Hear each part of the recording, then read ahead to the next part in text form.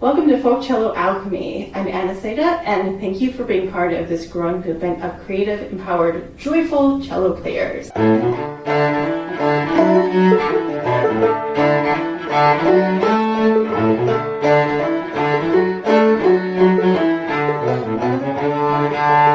Today, I wanted to talk about how to immerse yourself into this world of folk cello and how to use the creative application to adapt it into your own individual playing. Some of you may recognize the name Suzuki and his corresponding string education method. I truly believe that Suzuki's mother tongue theory is effectively folk pedagogy. It is that children can learn to play a musical instrument in a similar way to how they naturally acquire their native language, through extensive listening, repetition, and imitation. If you go to a fiddle camp or workshop, chances are the tune will be taught by ear, no sheet music. Oftentimes, there is an emphasis on the instructor playing bits of the melody while participants play back what they hear, and the process is repeated until the group internalizes it.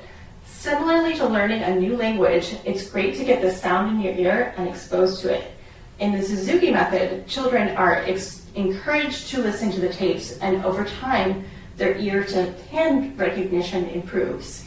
I think the same is similar to folk tunes.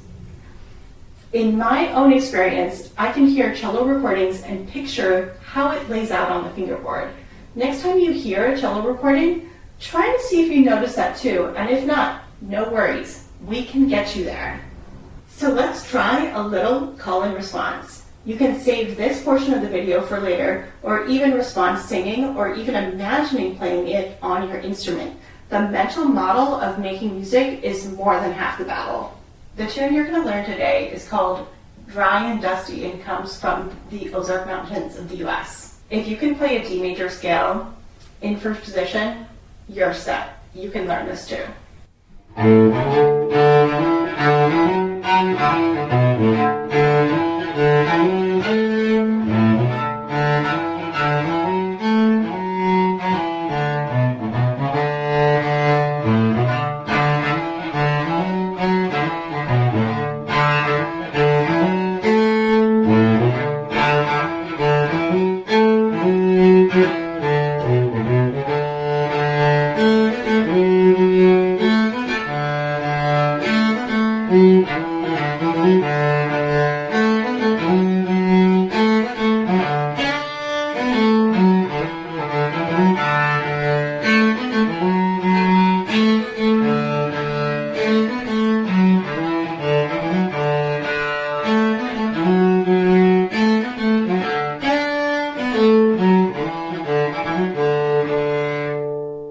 So we're starting on A on the G string and going up the scale.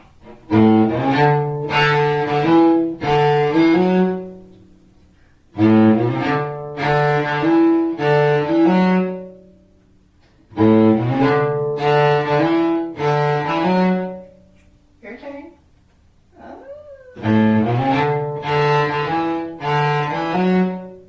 All right. F sharp. Now together.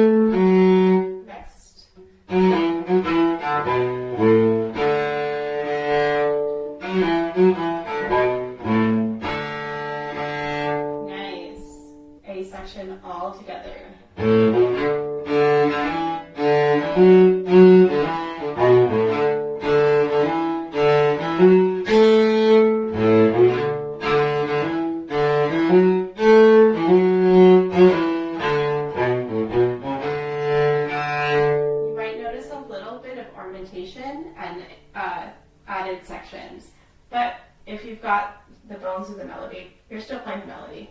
Now onto the B section. Open A. Nice.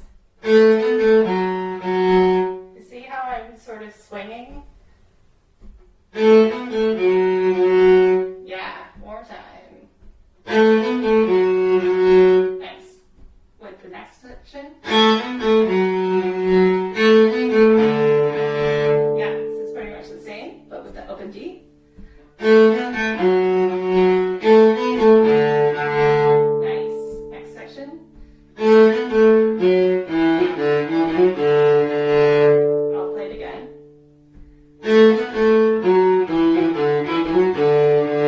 Nice. One more time.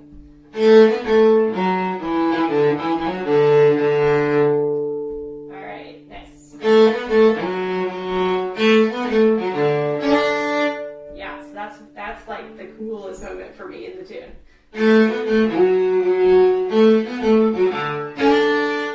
Nice.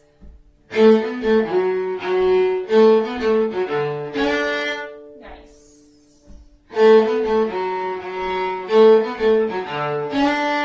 Yeah. I'm going to play it again and then move on.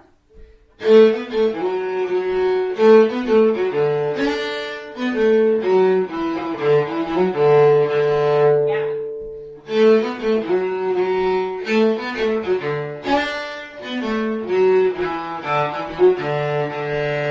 Nice. Let's try the whole A section and B section together. If you don't quite have it, it's all good. I'll give a little bit of more info in the description about ways that you can slow down the recording and loop it until you get it.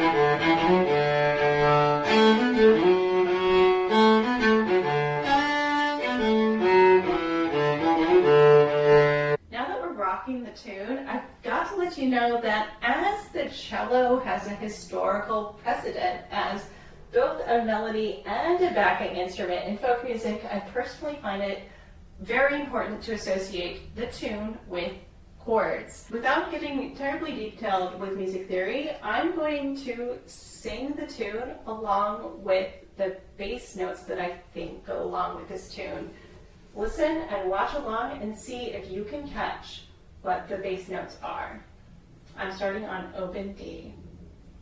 Ba-da-dum, ba-dum, ba-da-dum, ba-ya-da-da-da-dum, ba-dum, ba-da-dum, bum, ba-da-dum, ba-dum, ba-da-dum, ba-dum, ba-da-da-da-da-dum, bum, bum. B section, I'm going to start the bass line on a B for B minor.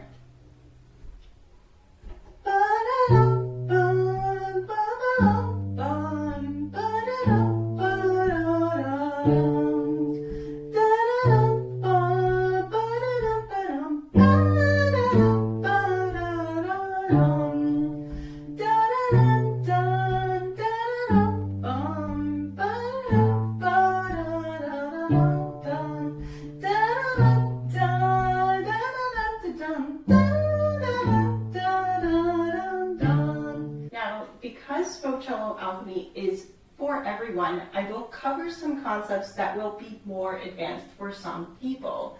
Just because it's too much right now doesn't mean that it's not worth initially starting to absorb. Let's talk about filling out the chords. If you were ever taught to play your scales, chances are you know what an arpeggio is. It is the root, the third, and the fifth note of the scale. when I sang and played the accompaniment, I played the root of the chord. Effectively, the third and the fifth of each of those chord tones make your full chord. A great thing that you can do is listen back to the tune and play backing with not just the root pitch, but maybe try the third or the fifth, or even two notes at the same time.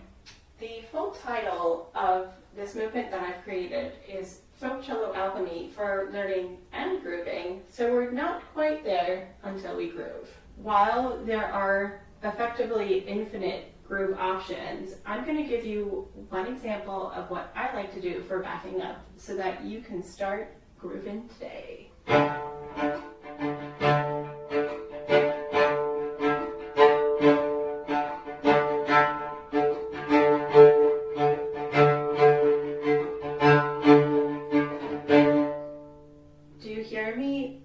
Almost pausing the bow on 5. 1, 2, 3, 4, 5, 6, 7, 8. 1, 2, 3, 4, 5, 6, 7, 8. 7,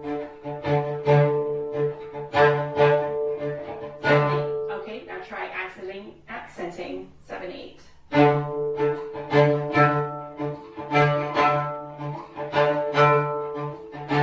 Now the advanced players, if you know what a chop is, you can go ahead and edit that too.